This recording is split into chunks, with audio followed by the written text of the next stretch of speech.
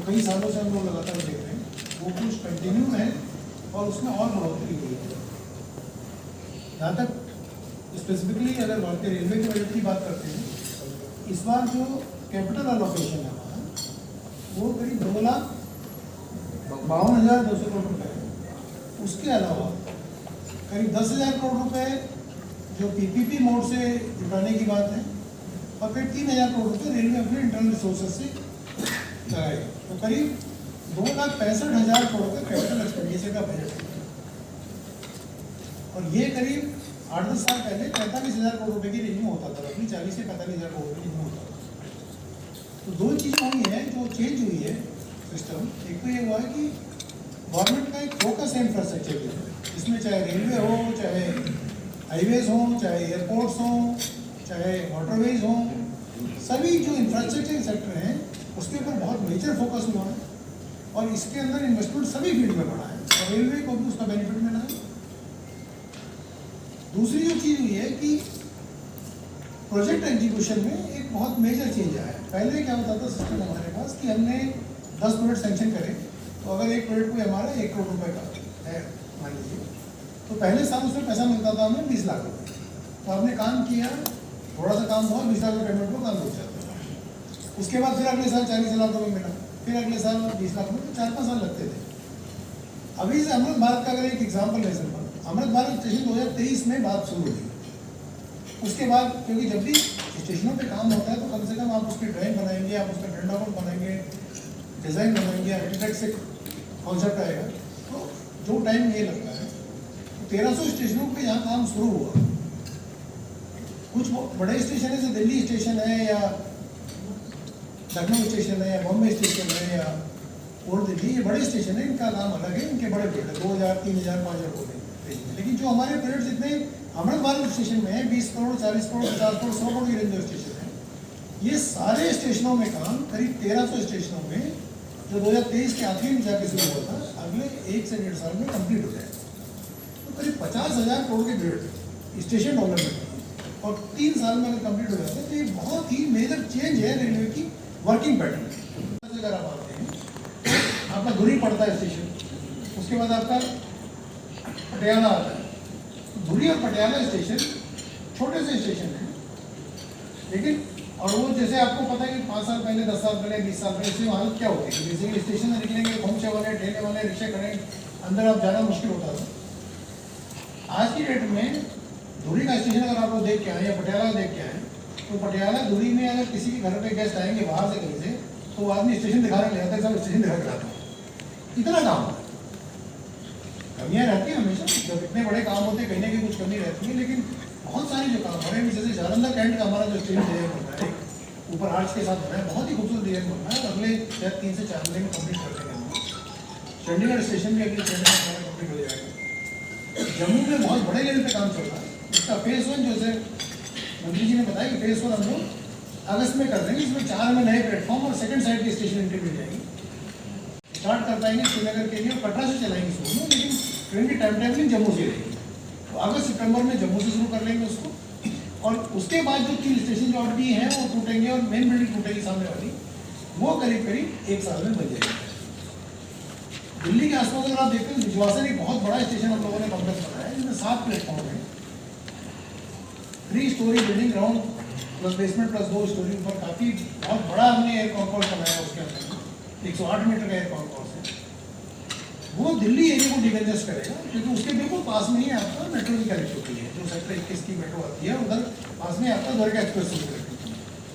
उसमें अभी कुछ प्री कटिंग परमिशन को लेके कुछ इशू पेंडिंग है, लेकिन मेजर उसमें ट्रैक का काम और सब हो गए।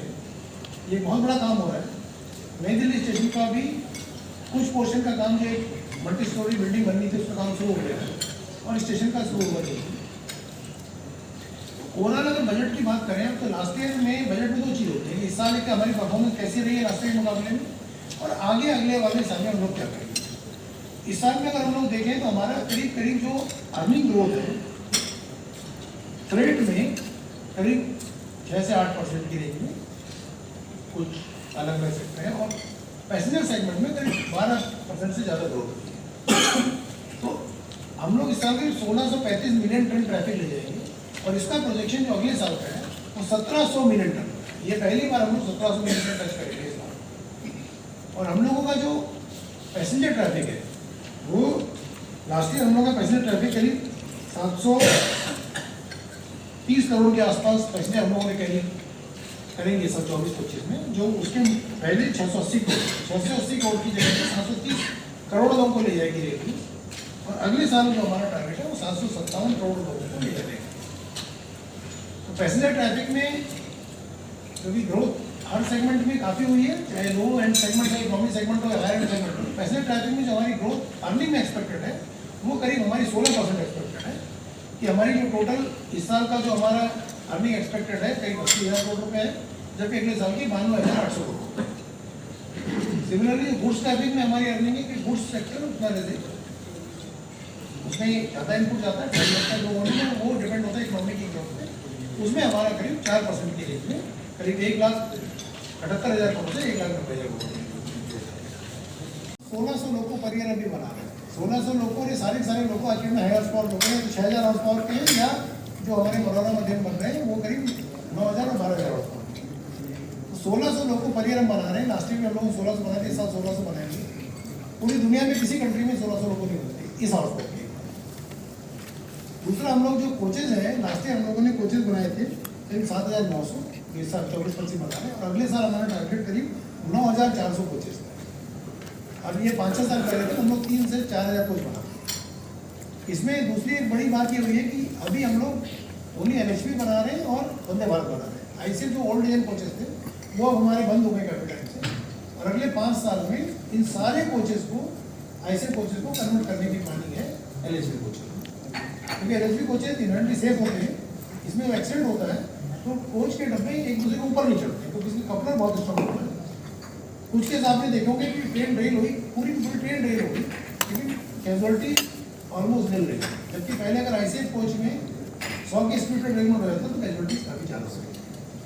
इसी तरह वैगन जो है हम लोग करीब 10-12 हज़ार वैगन ऑनलाइन एवरेज हर साल बनाते थे, लेकिन लास्ट 3 साल से पॉलिसी चेंज की थी। हम लोगों ने पहले हर साल टेंडर करते थे, तो जिस कंपनी को टेंडर मिला उतने दिन की प्लानिंग करेगा, फिर वो बनाएगा मटेरियल, फिर अगले साल का फिर टेंडर निकलेगा, फिर वो 0 से प्लानिंग करेगा।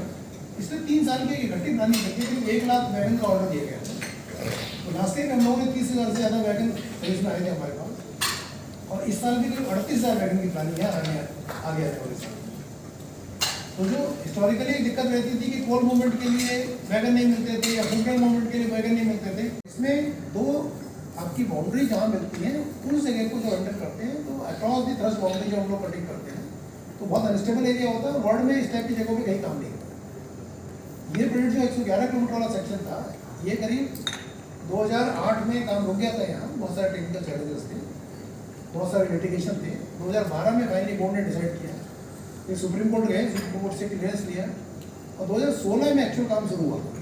तो 2016 से काम शुरू होकर और 2024 में करीब काम कंप्लीट हो गया।